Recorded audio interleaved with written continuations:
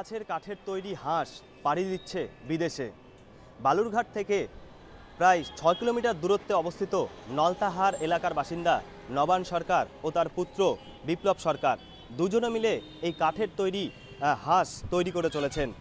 কলকাতার একটি সংস্থা তারা সোশ্যাল মিডিয়ায় একটি পোস্ট করেন।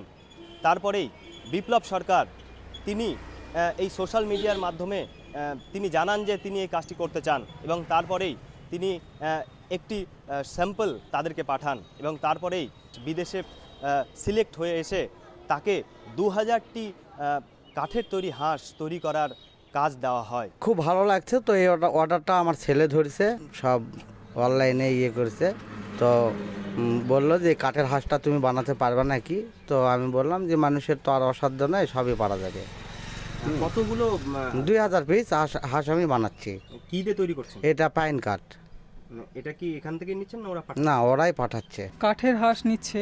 এগুলো সব কলকাতা থেকে আমার ফেসবুক মারফত মানে জানা যায় বিষয়টা। তারপরে আমি যোগাযোগ করি, তো আমি তারপর স্যাম্পল পাঠাই। স্যাম্পলটা ওনাদের পছন্দ হয়, তারপর সেইটা বিদেশ থেকে মানে সিলেক্ট হয়ে কনফার্ম হয়ে যায় অর্ডারটা, আর তারপর থেকে কাজটা আমরা করছি। কতগুলো মানে তৈরি করতে হচ্ছে?